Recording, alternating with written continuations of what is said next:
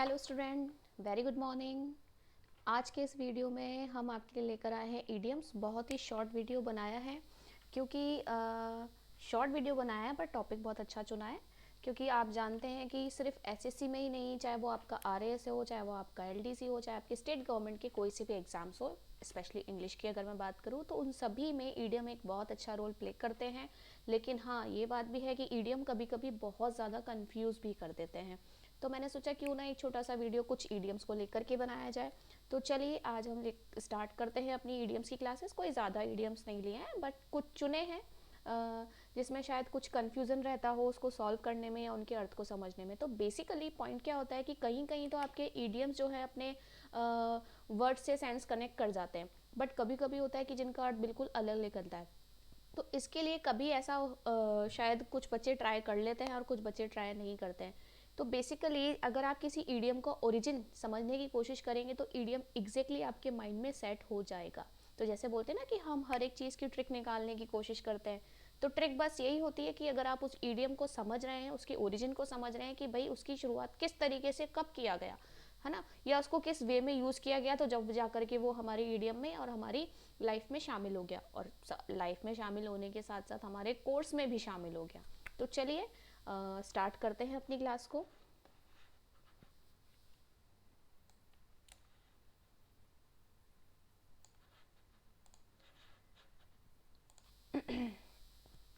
देखो, once cup of T, तो बस सिर्फ कुछ बातों से समझने की कोशिश करना।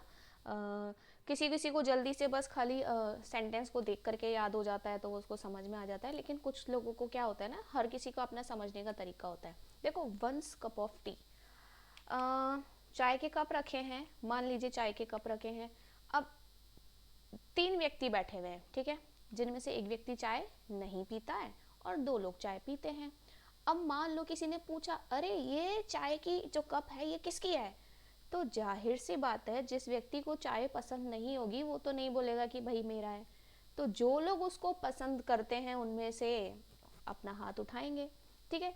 तो वंस कप ऑफ टी का अर्थ भी कुछ इसी प्रकार से है कि भाई जब आप किसी चीज को पसंद करते हैं ना, तो that's your cup of T. तो वो आपकी क्या है, वो आपकी प्रिफर्ड थिंग है, या जिसमें आप इंटरेस्ट लेते हैं वो चीज़ है, ठीक है। तो हम कभी बोल देते हैं अरे it's not my cup of T, हम बोल रहे हैं it's not my cup of T, यानी ये चाय का प्याला मेरा नहीं है, मतलब आप चाय नहीं पीते हैं, आपको चाय में इंटरेस्ट नहीं है, राइट। तो देखो, वंस कप ऑफ टी का मतलब होता है वंस चूजन और प्रिफर्ड थिंग। चाय पीते हो तो जाहिर सी बात है आप उसको प्रेफर भी करोगे, ठीक है। बस मैंने सोचा क्यों ना कुछ इस तरीके से आपके लिए इडियम को एक्सप्लेन किया जाए। अब देखो क्या कह रहा है, च्यू द सीनरी। सीनरी का मतलब क्या होता है, दृश्य। भाई सीनरी का मतलब यही तो होता है कि भाई दृश्य। अब कह रहा है कि भाई च्यू कर लिया। अब बच्चा कह रहा है कि यार मैडम दृश्य को कैसे च्यू कर लिया। ऐसे समझ जाओ कि कोई 2 एक्टर हैं, है ना, दे बोथ आर परफॉर्मिंग, वो दोनों ही परफॉर्म कर रहे हैं, लेकिन एक ने क्या किया, मतलब वो तो पूरा दृश्य अपने अंदर ले गया, अपने अंदर ले गया, अर्थात कि जो सीन उसको डिस्क्राइब किया गया उसने उसको बहुत अच्छे से डीपली उसमें इन्वॉल्व होने के बाद उसको परफॉर्म किया। तो उसने क्या किया, मतलब एक तरीके से दृश्य को च्यू कर लिया, अर्थात वो उसमें इतना ज़्यादा इंडल्ज हो गया, जिस तरीके से इंडल्ज हो गया तो उसने उसी तरीके से उसको परफॉर्म भी किया। तो देखो, तो कैसे परफॉर्म कर रहा है, यानी कि जो भी सीन डिस्क्राइब किया गया है, चाहे वो इमोशनल सीन हो, चाहे वो अग्रेसिव सीन हो, है ना, मतलब जिस भी प्रकार का सीन है उसको बिल्कुल इमोशंस में आकर के उसने एक्ट किया। तो क्या बोलोगे, टू एक्ट ओवरली इमोशनल, ठीक है। Tricks of the trade. अब देखो, ट्रेड का मतलब हम सभी जानते हैं क्या होता है, बिजनेस, है ना।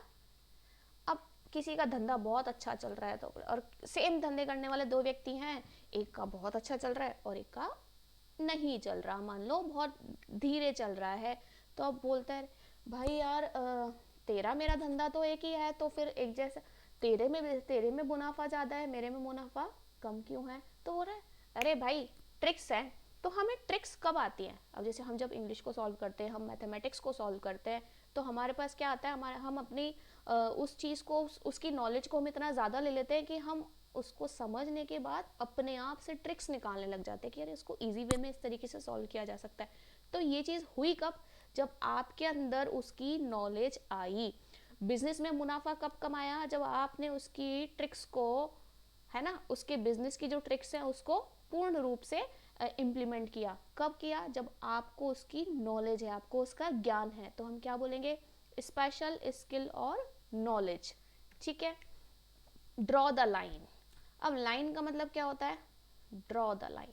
ठीक है। अब जैसे मान लो ये है, ये अब मैंने क्या किया, बस यहाँ पर मैंने लाइन ड्रॉ कर दी, अब ये इससे आगे नहीं निकल सकता, तो ड्रॉ द लाइन, ये आगे नहीं निकल रहा, मतलब मैं इसको क्या कर रही हूँ, मैंने इसको लिमिट कर दिया।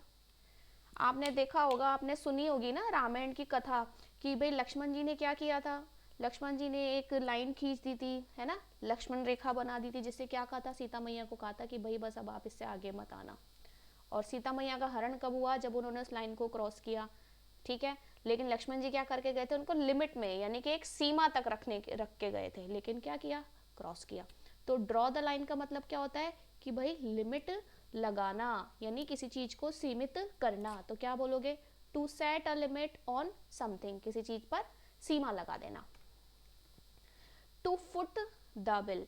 अब देखो, फुट तो अभी बोलोगे मैम फुट तो पैर होता है, लेकिन इसने टू के साथ यूज हो रहा है, तो मतलब क्या ये वर्ब बन रहा है, यस एग्जैक्टली ये वर्ब बन रहा है। अब देखो, टू फुट द बिल का मतलब क्या होता है, आपने बिल देखा है, बिल में क्या होता है, आपने जितने भी सामान खरीदे होते हैं उनकी इन्वेंट्री कुछ इस प्रकार से होती है ना। ठीक है। आपने आपने टी शर्ट खरीदा, ठीक है, आपने शर्ट खरीदा, चलो ठीक है, आपने ट्राउजर्स खरीदा, चलो ठीक है, उन सब का प्राइस फिर उसके सामने सामने सामने सामने लिखा होता है। ये प्रक्रिया जो कहलाती है, इसको बिल को फुट करना कहलाता है, यानी कि जो भी इन्वेंट्री आप बना रहे हो उसमें हर एक चीज की एंट्री, और टू फुट द बिल, और नीचे आकर के क्या हो जाता है भाई, सब सामान जो भी परचेज किया है उसका टोटल आ जाता है। तो टू फूट द बिल, यानी कि जब बिल को फूट किया जा रहा है, यानी कि उसका पूरा एंट्री डाला जा रहा है, तो उसके बाद दूसरा टास्क क्या बचता है, क्यों ले रहे हो, पे करने के लिए, है ना। तो टू फूट द बिल का मतलब यही होता है कि भाई पैसा देना। इन्वेंट्री पूरा का पूरा तैयार हो गया, अब दूसरा लास्ट का प्रोसेस क्या बचता है, देना, भाई पैसा पे करना। तो टू फूट द बिल का मतलब होता है टू मेक पेमेंट। ठीक है। अब देखो, ये सेंटेंस के साथ है, एसएससी में दोनों तरीके से पूछा जाता है, तो डायरेक्टली ईडीएम पूछ लिया जाता है, या फिर सेंटेंस के अंदर पर्टिकुलर पार्ट को अंडरलाइन करके पूछा जाता है। अब सिर्फ एसएससी की बात नहीं कर रहे, स्टेट वैकेंसीज के अकॉर्डिंग भी बात करें, तो देखो ईडीएम तो वही रहता है, बस उसके पूछने का तरीका बदल जाता है। तो my elder brother is so innocent, अब बात किसी कर रहा है, अपने एल्डर ब्रदर की बात कर रहा है। इज सो इनोसेंट, कैसा है, इनोसेंट है, कितना इनोसेंट है, बहुत इनोसेंट है, ये इसका एडवर्ब है। ठीक है। कि दैट, कि विनिंग एन आर्ग्यूमेंट, कि जीतना, विनिंग देखो जिरन के रूप में यूज हो रहा है, कि जीतना, किसको जीतना, किसी आर्ग्यूमेंट को जीतना, अगेंस्ट हिम इज लाइक, ठीक है, उसके विपक्ष में किसी कैसा है उसका भाई, बड़ा भाई, इनोसेंट है। तो जब मैं उसके अगेंस्ट में कोई आर्ग्यूमेंट करूंगी तो कैसी रहेगी, है ना, कैसी रहेगी, मासूम के साथ आर्ग्यूमेंट को जीतना कैसा होता है, सबसे पहला पॉइंट तो देखो ये समझ जाओ। ठीक है, मुझे बताने की जरूरत नहीं है। फिर कह रहा है, is like shooting fish in a barrel, shoot करना, शूट करना मतलब बंदूक से निशाना लगाते हैं ना, तो उस फिश को क्या करना, शूट करना, किस में, इन अ बैरल। अब बच्चा सिर्फ ज्यादा से ज्यादा डाउट में जब आ सकता है, तो बोले अरे इन अ बैरल क्या है। आपने देखा होगा लकड़ी का या कोई भी एक बड़ा सा कंटेनर होता है, जिसमें जब सी से फिश को लेकर के आया जाता है तो सारी फिश को उसमें कलेक्ट कर दिया जाता है ना, उसे बैरल बोलते हैं। चलो अब एक बार समझते हैं, ये बैरल है, ठीक है, इसमें फिश को क्या कर दिया, इसमें फिश को कलेक्ट कर लिया। अब इसमें फिश को कलेक्ट करने के बाद अगर आप इसको शूट कर रहे हो तो बताओ इजी होगा कि डिफिकल्ट होगा। वहीं अगर अपन बात करें कि भाई सी में है ना, जो आपकी फिश है वो सी के अंदर है, उसको शूट करोगे तो कैसा होगा, आसान होगा कि मुश्किल होगा, भाई सी के अंदर के फिश को शूट करना तो मुश्किल होगा, लेकिन जब उसको निकाल लिया है, बैरल में डाल दिया है, तो कैसा होगा, आसान होगा। तो देखो वापस से आ जाओ, क्या कह रहा है, तो कि my elder brother is so innocent that winning an argument against him, कि एक किसी आर्ग्यूमेंट को जीतना उसकी जो विपक्ष में चल रही है कैसी होगी, आसान होगी। क्यों, क्योंकि इंसान तो मासूम है, मासूम है, भोला भाला है, तो उससे क्या बहस करोगे, जीत ही जाओगे। तो क्या बोलोगे, देखो एक्सेप्शनली इजी टू डू, है ना। चलो देखो, माई फादर्स ऑफिस, आप मेरे फादर्स का ऑफिस, देखो का के भाव में अपॉस्ट्रोफी एस के साथ पोजीशन दिखाते हुए कि मेरे पिताजी का ऑफिस। तो my father's office is at a close distance, ठीक है, कैसा है, क्लोज डिस्टेंस पर है, यानी कि पास में ही है। किसके पास में ही है, फ्रॉम होम, घर से। ओके तो इसने तो हमें सेंटेंस दिया, लेकिन हमें क्या करना है, हमें तो ढूंढना है इडियम। तो देखो एक कह रहा है from hand to mouth, at sixes and sevens, at a stone's throw, and a part and parcel. देखो स्टोन्स थ्रो क्या होता है, ईडियम काफ़ी बार आया और बहुत बार रिपीटेड ईडियम है ना। एट अ स्टोन्स थ्रो का मतलब क्या होता है, जैसे कि आप पत्थर रहता है, पत्थर को फेंकते हो, मैक्स टू मैक्स कितना जाता है, आपकी रीच में जाता है ना। तो उसको क्या कहा जाता है कि जो कि क्लोज डिस्टेंस पर है, यानी कि आपके नज़दीक है। तो एट अ क्लोज डिस्टेंस के लिए सूटेबल ईडियम कौन होगा, at a stone's throw. The actress daughter is, अब कोई एक्ट्रेस है, कोई नायिका है, जिसकी क्या, जिसकी डॉटर। देखो जब आपका नाउन प्लूरल होता है तो अपोस्ट्रोफी लगा करके जो एस लगता है ना, अब देखो इसमें अपोस्ट्रोफी लगाने के बाद एस नहीं लगाया है, क्यों नहीं लगाया है, क्योंकि जब नाउन प्लूरल होता है तो बस सिर्फ अपोस्ट्रोफी ही लगाया जाता है, एस को नहीं लिखा जाता, ठीक है। द एक्ट्रेस डॉटर, अब जो एक्ट्रेस की डॉटर है, is just a chip off the old block.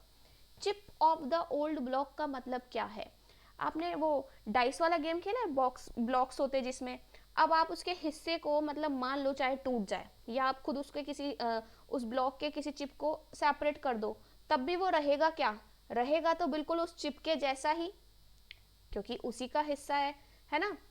देखो कैसे, ये रहा, ये देखो, ये दिख रहा है आपको एक ओल्ड ब्लॉक, ये यहाँ से इसका पोर्शन कट होकर के किसको दिया गया, इसको दिया गया, लेकिन फिर भी दोनों दिख कैसे रहे, रिजेंबल कर रहे हैं एक दूसरे से। तो आओ क्या कह रहा है, to chip off the ages similar to one's parent and behaviour to get into enemy's territory, किसी दुश्मन की टेरिटरी में घुस जाना, and to console the dreary, नहीं तो क्या कर रहे हो, रिजेंबल वाला भाव है, तो रिजेंबल वाला भाव है तो क्या बोलोगे कि भाई similar to one's parent in behaviour, यानी कि किस प्रकार का रिजेंबलेंस रखवा रहा है, बिहेवियर का, लेकिन बिहेवियर किसके जैसा, पेरेंट के जैसा। तो chip off the old block मतलब वंस किसी पेरेंट के जैसे बिहेवियर को रखना, किसका, किसी बच्चे का।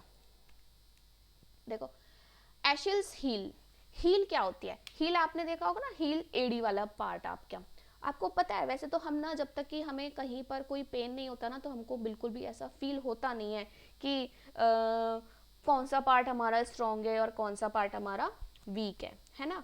पर आपको पता है कि आपकी हील में आपने कोई शू पहना है ना, और वो जरा भी कंफर्टेबल नहीं है तो यू फील पेन, है ना, हील में पेन होता है। और जब वो हील में पेन होता है ना तो चलना बहुत मुश्किल हो जाता है, देन यू रियलाइज कि यार ये कितना इंपॉर्टेंट पार्ट है, इंपॉर्टेंट होने के साथ साथ कितना नाजुक भी है। तो एशियल्स हील का मतलब क्या होता है कि कैसा हिस्सा, कि कोई बहुत ही ज़्यादा नाजुक हिस्सा, कैसा, बहुत ही ज़्यादा नाजुक हिस्सा। तो वल्नरेबल होता है, वल्नरेबल, वल्नरेबल का अर्थ होता है कि कोई ऐसी चीज़ जिसको ईजीली अफेक्ट किया जा सके, जो बहुत ही जल्दी किसी भी दुष्प्रभाव से अफेक्ट हो जाती है, दैट इज कॉल्ड वल्नरेबल, जिसको नाजुक भी बोल सकते हैं, कमज़ोर भी बोल सकते हैं। तो ये है आपका इसका आंसर एशिल्स हील का। नेक्स्ट देखो, the employ took the manager's remark with a pinch of salt. अब मान लो किसी मैनेजर ने अपने एम्प्लॉय को क्या किया, रिमार्क दिया, ठीक है, लेकिन एम्प्लॉय ने क्या किया उसके रिमार्क को, कि the employ took the manager's remark with a pinch of salt.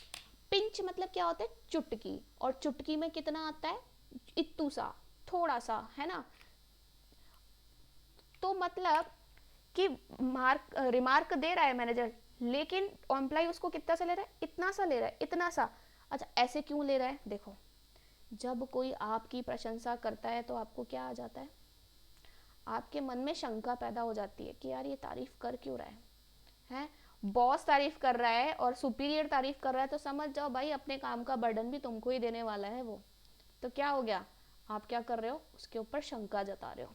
तो क्या कहेगा कि भाई डाउट द ट्रुथ और वैल्यू ऑफ समथिंग, कि भाई जो वो रिमार्क दे रहा है उसकी इन रियलिटी वैल्यू है भी कि नहीं।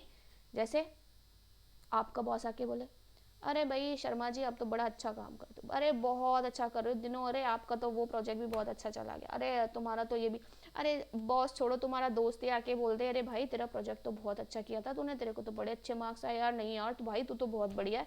अच्छा, इतनी तारीफ क्यों कर रहा है? तारीफ इसलिए कर रहा है क्योंकि उसको लग रहा है भाई कि जो तूने प्रोजेक्ट खुद बनाया है या तो उसका कॉपी दे दे, नहीं तो उसकी मदद कर दे, तो तुम्हें क्या हो रहा है, उसकी प्रशंसा पे भी शंका हो रही है। तो डाउट द ट्रुथ और वैल्यू ऑफ समथिंग की उसकी जो प्रशंसा की कीमत भी है या नहीं। तो बस ये कुछ थोड़े से हैं आपके ईडियम जो मैं लेकर आई थी नेक्स्ट क्लास में, बिल्कुल और लेकर के आएंगे और जारी रखेंगे आपकी क्लास। बस आप चाहें तो आप क्या कर सकते हैं, आप एक काम कर सकते हैं, एक ही काम करना है आपको, बस लाइक करो, सब्सक्राइब करो, शेयर करो, और साथ ही साथ आपको किसके रिगार्डिंग सबसे ज़्यादा क्लास चाहिए, हो सकता है आपको एरर में प्रॉब्लम आती होता है, आपको वोकैब में प्रॉब्लम आती है, हो सकता है आपको क्लोज टेस्ट में प्रॉब्लम आती है, जिस भी टाइप के क्वेश्चन में प्रॉब्लम आती है कमेंट बॉक्स में शेयर करो, फिर उसी के साथ उसी के सॉल्यूशन के साथ, और नहीं तो आपका किसी भी टॉपिक के रिगार्डिंग भी डाउट है तो उसको बिल्कुल एक्सप्लेन किया जाएगा। Thank you so much.